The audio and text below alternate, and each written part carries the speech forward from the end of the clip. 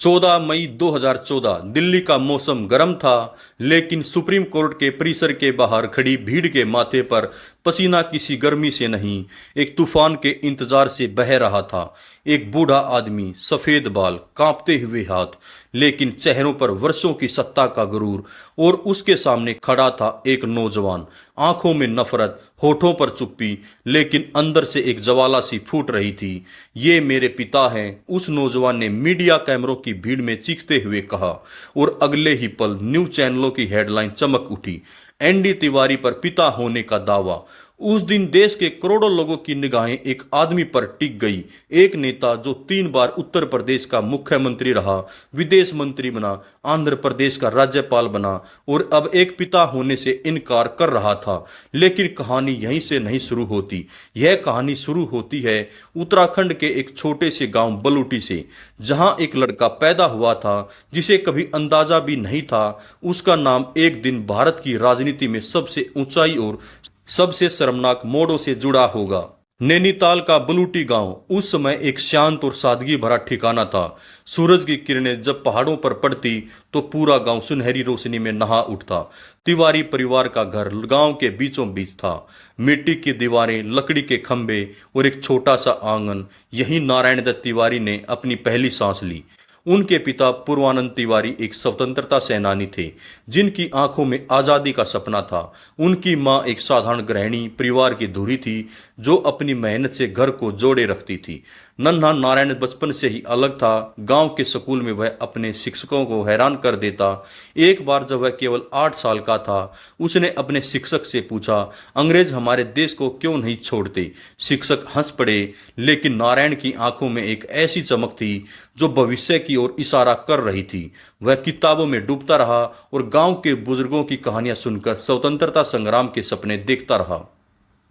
जो भी हमारे दोस्त चैनल पर नए हैं, प्लीज चैनल को सब्सक्राइब जरूर कर लें और वीडियो को लाइक करें। नैनीताल से निकलकर नारायण इलाहाबाद विश्वविद्यालय पहुंचे। यह वह दौर था जब इलाहाबाद भारत का बौद्धिक केंद्र था। यहां उन्होंने कानून की पढ़ाई शुरू की, लेकिन उनका मन किताबों से ज्यादा स्वतंत्रता संग्राम की गलियों में भटकता था।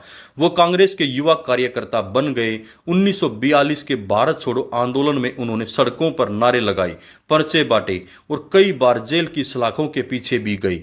जेल में बिताए उन दिनों ने उनके इरादों को और मजबूत किया।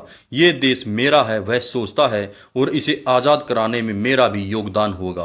1947 में जब भारत आज़ाद हुआ तो नारायण दत्त तिवारी के लिए एक नए युग की शुरुआत हुई।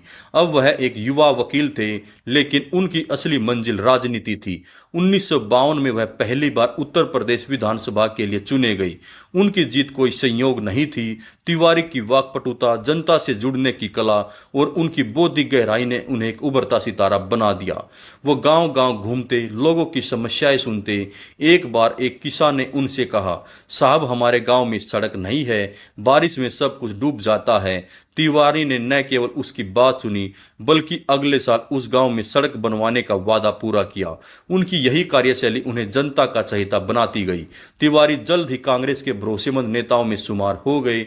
वो जवाहरलाल नेहरू और इंदिरा गांधी के करीबी बन गए। उन्हें पार्टी में एक खास स्थान दिलाया। 1960 के दशक तक वह उत्तर प्रदेश की राजनीति में एक बड़ा नाम बन चुके थे, लेकिन सत्ता की सीढ़ियां चढ़ते चढ़ते उनके सामने चुनौतियां भी कम नहीं थी।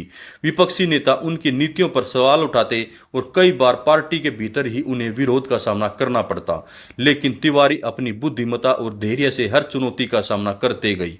1954 में तिवारी ने सुशीला तिवारी से विवाह किया। यह एक सादा समारोह था, जिसमें परिवार और कुछ करीबी दोस्त शामिल थे। सुशीला एक शांत और समझदार महिला थी, जिन्होंने तिवारी के जीवन में स्थिरता लाई। वह उनकी ताकत थी जो घर को संभालती थी, ताकि तिवारी अपनी सारी ऊर्जा राजनीति में लगा सके। सुशीला और तिवारी का रिश्ता गहरा और विश्वास पर आधारित था। वो अक्सर तिवारी के साथ सामाजिक कार्यक्रमों में जाती और उनकी सादगी लोगों का दिल जीत लेती। एक बार एक सामाजिक समारोह में एक महिला ने सुशीला से पूछा, आप इतने बड़े नेता की पत्नी होकर भी इतनी सादगी से कैसे रहती हैं? सुशीला ने मुस्कुराते हुए जवाब दिया, मेरा गहना मेरा परिवार है और मेरी ताकत मेरे पति का सपना है। 1991 में सुशीला की मृत्यु ने तिवारी के जीवन में एक गहरा शून्य छोड़ दिया। वो अकेले पड़ गए। उनके करीबी बताते हैं, वो अक्सर रातों को अकेले बैठकर सुशीला की यादों में खो जाते थे। यह वह समय था जब तिवारी की जिंदगी एक नए मोड़ पर थी और उनकी निजी जीवन की जटिलताएं सामने आने वाली थी। 1976 में नारायण दत्त तिवारी पहली बार उत्तर प्रदेश के मुख्यमंत्री बने। यह वह दौर था जब उत्तर प्रदेश जैसे विशाल राज्य को संभालना एक बड़ी चुनौती थी। तिवारी ने इस चुनौती को स्वीकार किया और अपने पहले कार्यकाल में औद्योगिकरण पर जोर दिया। उन्होंने कई औद्योगिक परियोजनाएं शुरू की जिनमें हजारों लोगों को रोजगार मिला। एक बार लखनऊ में एक उद्योगपति ने उनसे कहा, उत्तर प्रदेश में निवेश करना जोखिम भरा है। तिवारी ने जवाब दिया, जोखिम मेरे लिए नहीं, मेरे लिए तो एक अवसर है। उनकी इस सोच ने उत्तर प्रदेश को औद्योगिक नक्शे पर लाकर खड़ा कर दिया। तिवारी ने 2 और बार उत्तर प्रदेश के मुख्यमंत्री के रूप में कार्य किया। उनके कार्यकाल में शिक्षा और स्वास्थ्य के क्षेत्र में कई सुधार हुए। उन्होंने ग्रामीण क्षेत्रों में स्कूल और अस्पताल खुलवाए। उनकी नीतियां किसानों और मजदूरों के हित में थी, जिसने उन्हें जनता के बीच लोकप्रिय बना दिया। लेकिन इस दौरान उनकी कुछ नीतियों पर विवाद भी हुए। कुछ लोग मानते थे उनकी नीतियां बड़े उद्योगपतियों के पक्ष में थी। विपक्ष ने उन पर भ्रष्टाचार के आरोप लगाए, लेकिन तिवारी ने हमेशा इन आरोपों को दृढ़ता से खंडन किया। मेरा काम मेरी सच्चाई है, वह अक्सर कहा करते थे। 1980 के दशक में तिवारी ने केंद्र की राजनीति में कदम रखा। राजीव गांधी सरकार में वह विदेश मंत्री बने। यह उनके करियर का एक और सुनहरा दौर था। उनकी कूटनीतिक क्षमता ने भारत की वैश्विक छवि को मजबूत किया।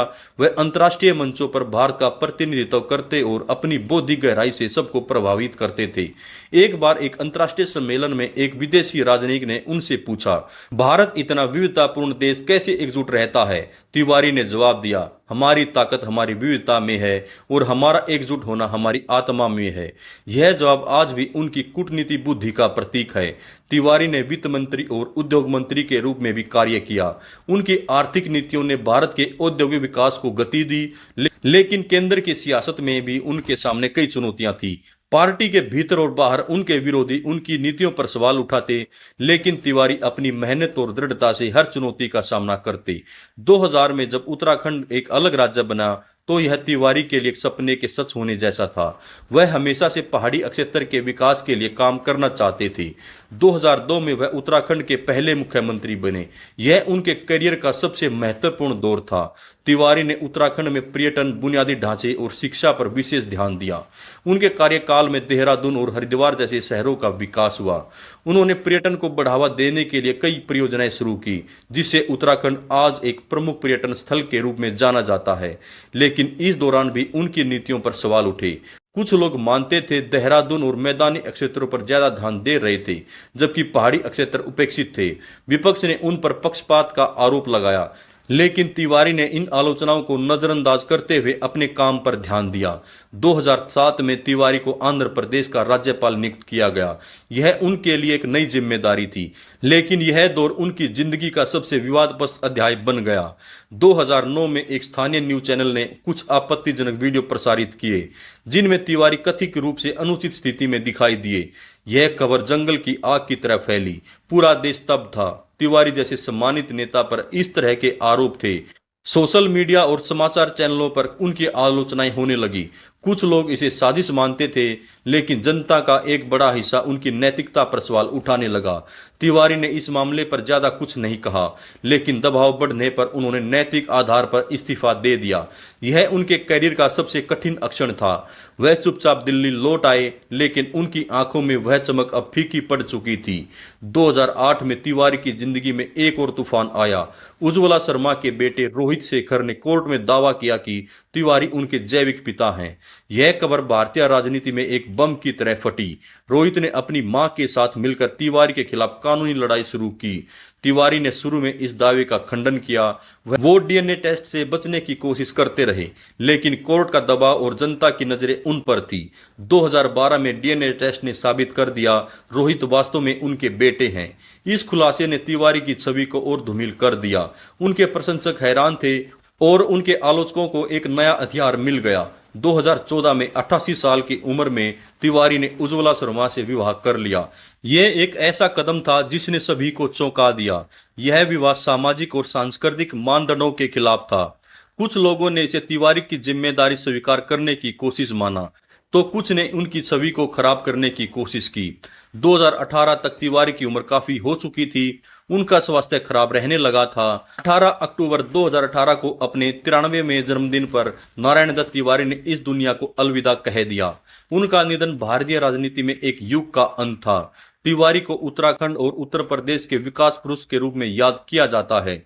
उनकी नीतियों ने लाखों लोगों की जिंदगी बदली, लेकिन उनकी जिंदगी के विवाद, आंध्र प्रदेश का घोटाला और पितृत्व का मामला ने उनकी छवि को जटिल बना दिया। नारायण दत्त तिवारी की कहानी एक साधारण लड़के से भारत के सबसे प्रभावशाली नेताओं में से एक बनने की गाथा है। उनकी उपलब्धियां, उत्तराखंड का विकास, उत्तर प्रदेश का औद्योगिकरण और उनकी कूटनीति अक्षमता उन्हें एक महान नेता बनाती है। लेकिन उनके निजी जीवन के विवादों ने उनकी छवि को खराब कर दिया। ये कहानी हमें सिखाती है, सत्ता और सफलता के साथ साथ गलतियां भी इंसान का हिस्सा हैं। तिवारी एक ऐसे शख्स थे जिन्होंने अपने सपनों को सच किया, लेकिन उनकी जिंदगी की कुछ गलतियां उनकी विरासत का हिस्सा बन गई। उनकी कहानी एक सिनेमाई अनुभव है जो आपको हंसाएगी, रुलाएगी और सोचने पर मजबूर करेगी। दोस्तों, अगर आप सभी को हमारी ये स्टोरी अच्छी लगे तो हमारे चैनल को लाइक, शेयर और सब्सक्राइब जरूर करें और वीडियो को लाइक करें। नमस्कार, धन्यवाद, जय हिंद, जय भारत।